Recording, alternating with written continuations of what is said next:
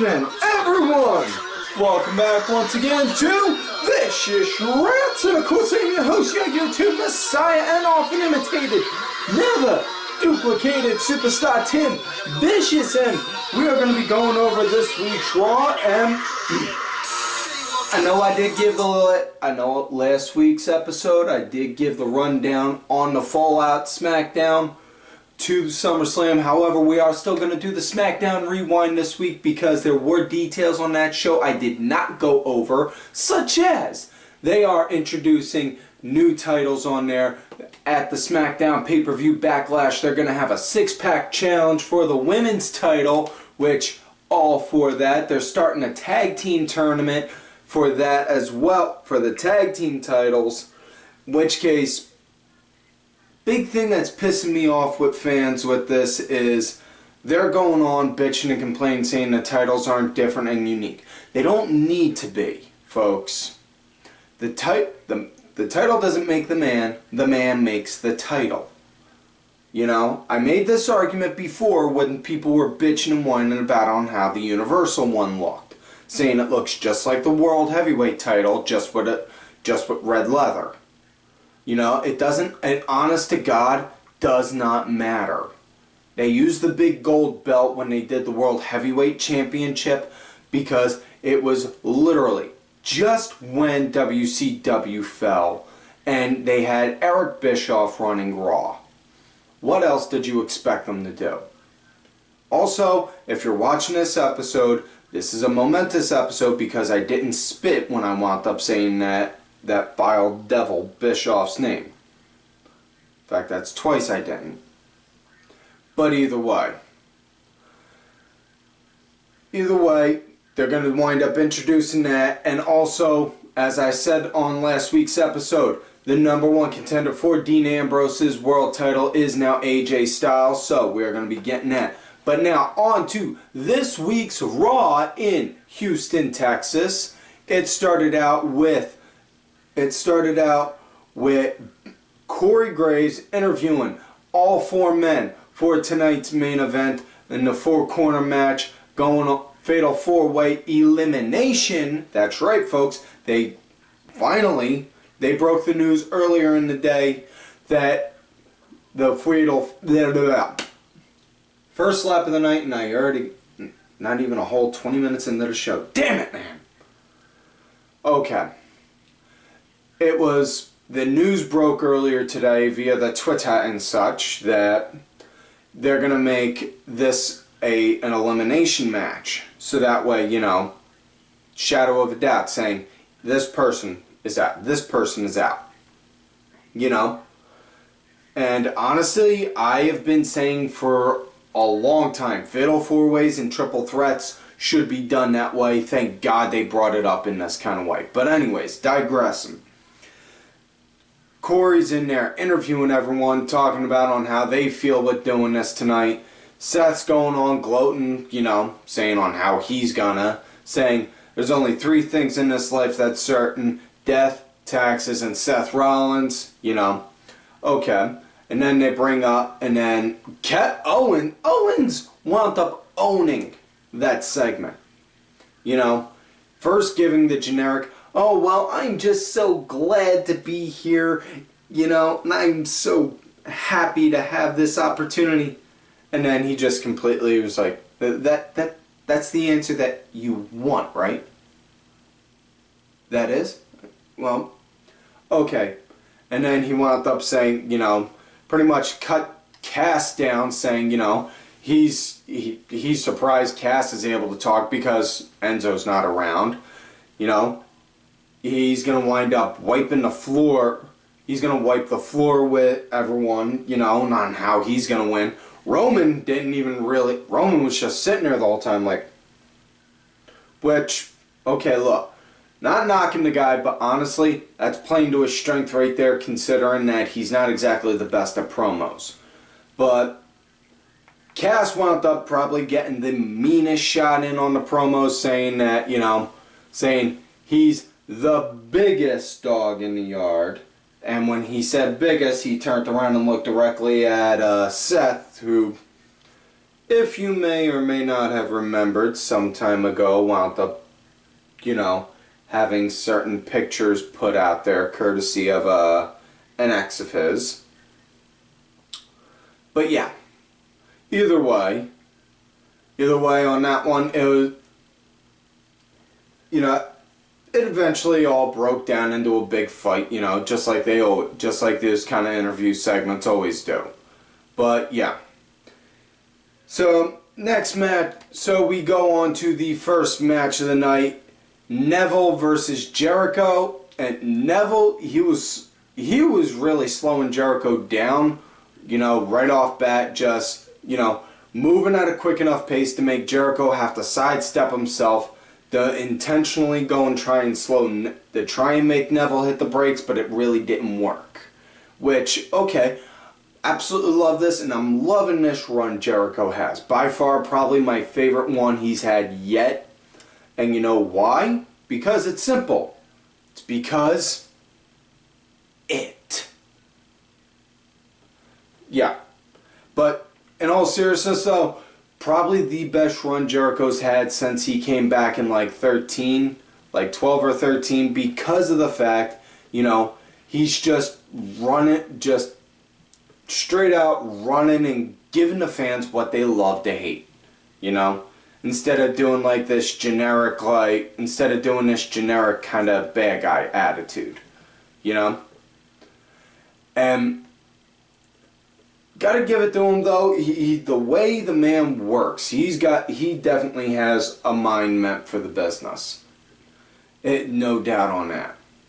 Especially given the fact that, think about it, Jericho, he's in his early to mid 40s, and he's still able to move around, and he's still moving around with kids that are half his age with zero problem, really. What's that tell you? Now, didn't like that they went to commercial during the match, but did like when they came back from it.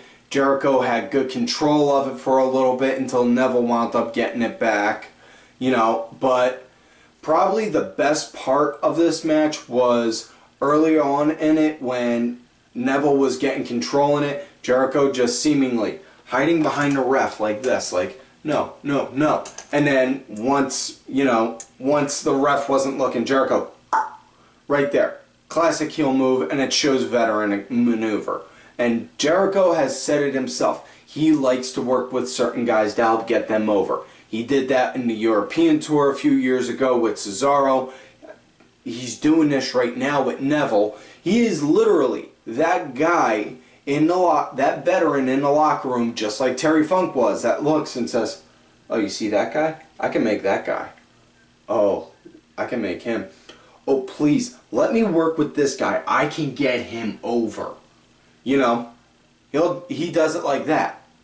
Now, match wound up coming to an end when Neville went to go for a Frankensteiner and Jericho countered. Not into the walls, oh no, no. Instead, he wound up doing a lion tamer, and for those of you that are uneducated in the difference between them, it is not a knock or an insult to you.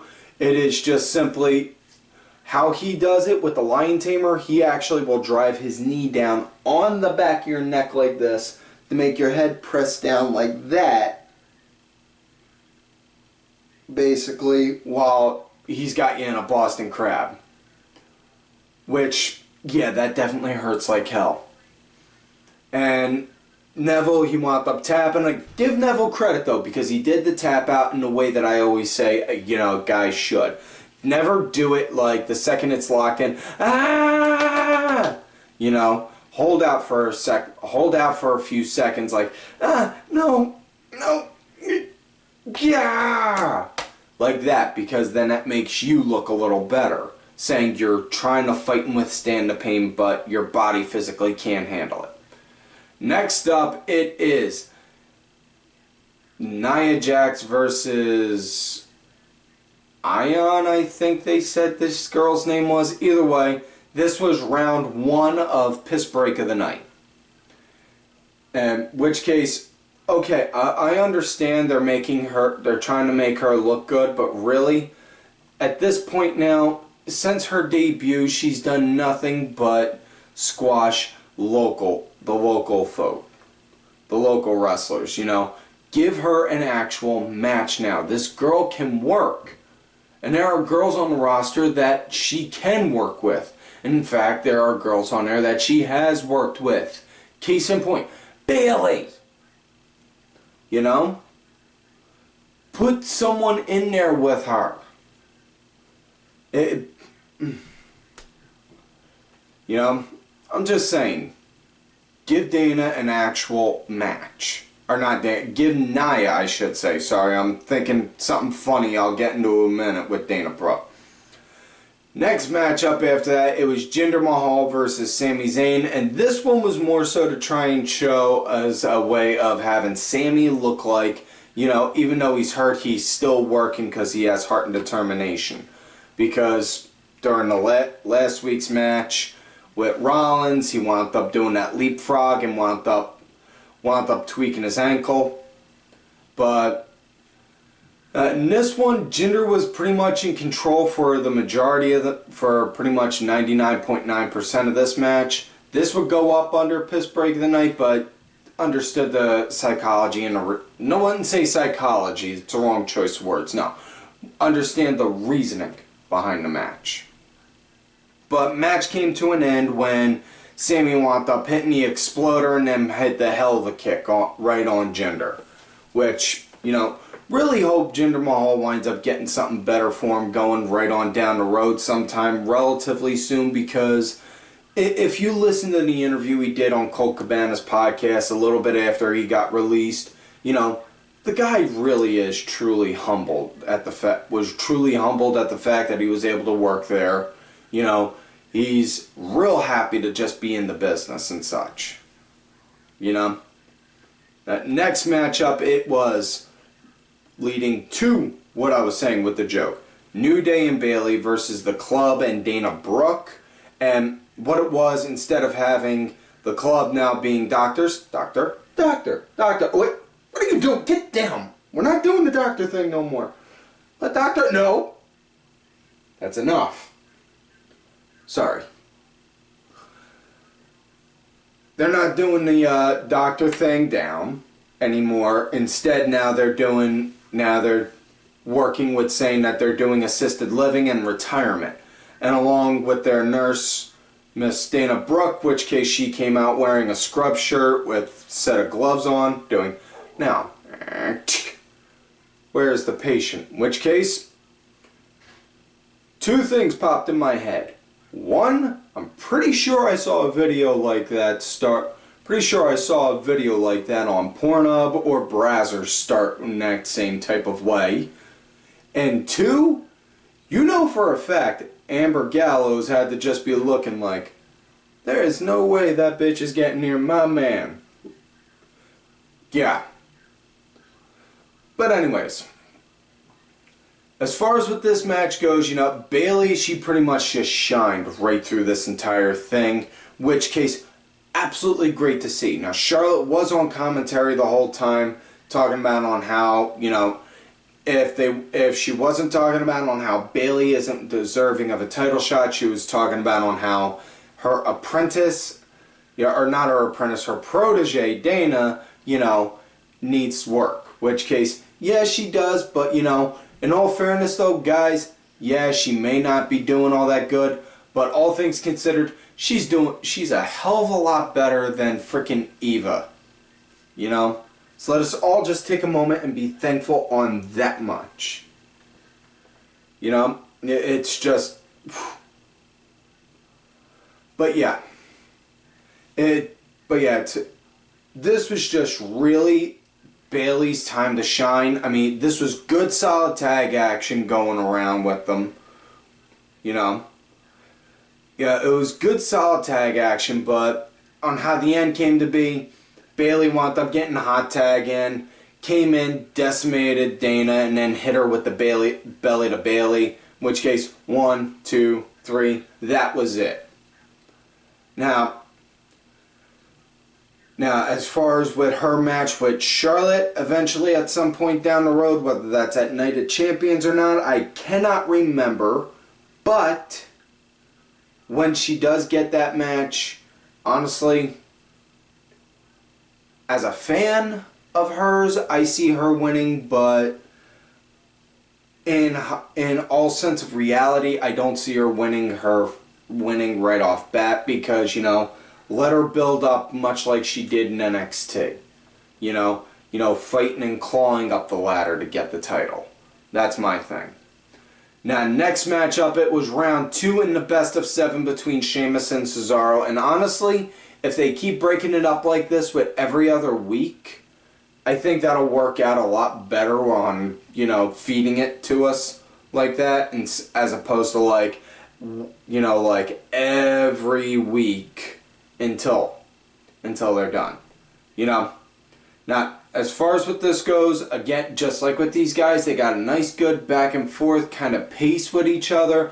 I know a lot of people don't like the idea of having these two together because it's like seeing just like, but in all fairness though, guys, you know, a lot of people bitch, including myself, that Cesaro doesn't get a lot of time on TV. He's underutilized and such. This is a chance to show, for him, not just to get out there and to get on TV, but this is also a chance for him to show them, say, hey, screw you, you don't think I'm worth giving time for? I'm going to go out there and I'm going to show you I'm worth giving time for.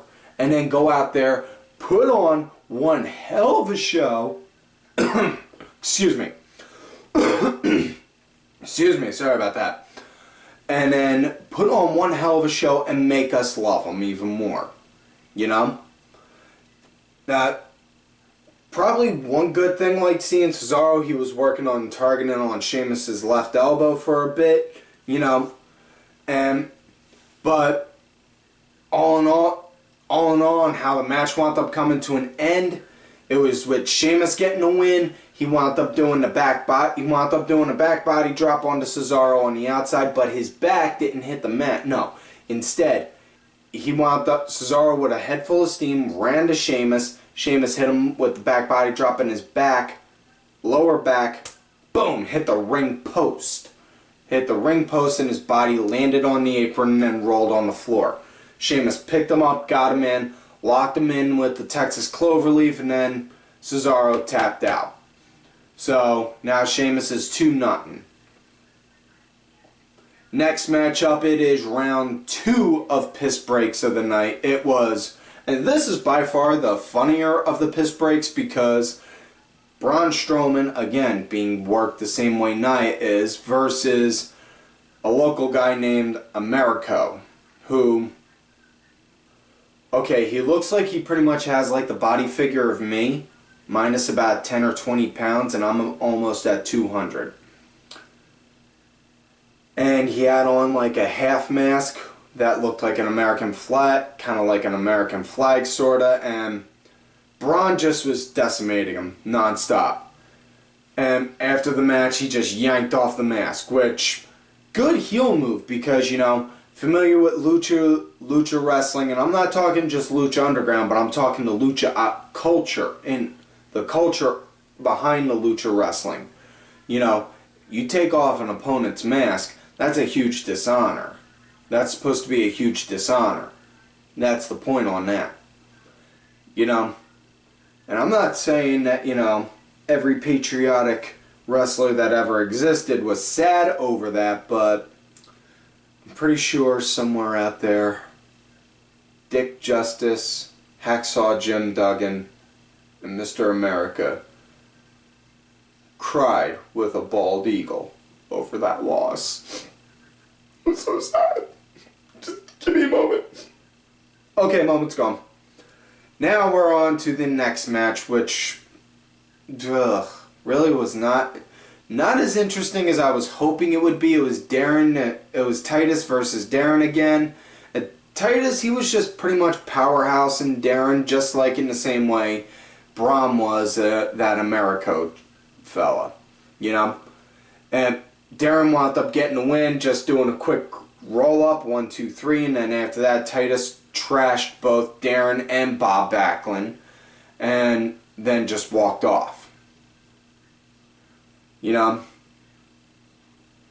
Now, main event time. Roman Reigns versus Kevin Owens versus Seth Rollins versus Big Cass. Fatal 4-way elimination for the Universal Championship. And this was really more so a match. Now, a lot of people were saying they didn't understand the reasoning behind Cass being in this match. Simple. 1, test the waters for him. And 2, show that, hey, anyone has the potential to win. And 3, you know, have someone in there to go and take the fall to say, okay, this is the first guy out. You know, this guy's going to be out first. And yes, Cass was the first guy eliminated in the match. But before his elimination, man, did he shine. You know, Seth, you know, no lie. Seth was just like selling his shots, and Seth and Kevin were selling his shots and his boots like no freaking problem whatsoever. It was just like, you know, it was just beautiful the way that they were. You know, I'm really hoping that this leads to more for him down the road. He can get more singles action, possibly even a singles title shot at some point down the road. Excuse me. Now, Cass was taken out from Owens, and then after that it was down to Owens, Roman, and Seth, and this was a stellar 3-way dance right here between these two. Yeah, fuck. For those of you keeping count, that's only 2 slaps. That's a personal best. What the hell was that for? Personal reasons. You're such an ass. Get down. No. Anyways. This was a stellar 3-way match between these guys. Absolutely loved it. It was really... You did not know on how it looked like anyone could have at any point. And then when everyone was down and Roman, he was up, looked like Roman was going to get ready to go and take both guys out. Right out of nowhere, wham! Triple H, the God King himself, came out. Triple H came out, pedigreed Roman, threw him back in, got Seth in there to pin Roman to take him out, and then Hunter comes in, takes off his jacket, and then just stands there, as Kevin pulls himself up in the corner, and he's just got his eyes locked on Kevin Owens, just like that. And then turns around, wham! Kick in the gut to Seth, hooks him, butterflies the arms, boom! Pedigrees Seth. All the while he's doing this, he's looking over at Kevin. Wham! Pedigrees him. And then Owens just goes over, lays down, pins him. 1, 2, 3. Kevin Owens, your new Universal Champ. Lordy, lordy, hallelujah. Now, I am so happy for Kevin Owens on that. In which case, also, Jim Cornette. Again, sit and spin, man. Sit and spin. Also, to you, Vince Russo, because you want to keep on looking down on Owens because he does, because, bro, he doesn't look like a normal kind of wrestler, bro. He looks like some backyard guy, bro. Seriously? No. Looks don't mean everything. Looks don't mean everything in the business, Vince. You go stick to, doing your podcast bitching all the time, whereas you'll leave some of the folks like us, like yours truly here, shooting out, talking about what's bad, what's good, and an idea on how to fix both. Also, now that you think on it, since Hunter screwed Seth out of it, it looks like we may have a 6-month simmer building to Triple H versus Seth Rollins at SummerSlam. That's my personal prediction right now. I am calling it now. And that is it now for this week's show, folks. And that 4-way was the match of the night. Do not forget to like the video, subscribe to the channel, go back, watch some of the other episodes. Look for me on Twitter at Tim Vicious. Make sure you also look for my other account, Tim_Vicious. Also, folks, do not forget to follow all of these cool ass cats right here on the Twitter. Axel Mulligan, Sunday Segway, Simply Sabrina, Cranky Asshole, Aaron_Deborah, my executive producer, Mr. Oliver Ben, who did provide the music for this week's show. It's out there on iTunes, Spotify, Xbox Gold, and such. Details on that are in the description box. Also, you can talk to him on the Twitter as well on there. As well as my client, Bronx Bitch Forever. And folks, like I was saying, you love me great, you hate me. Fuck this.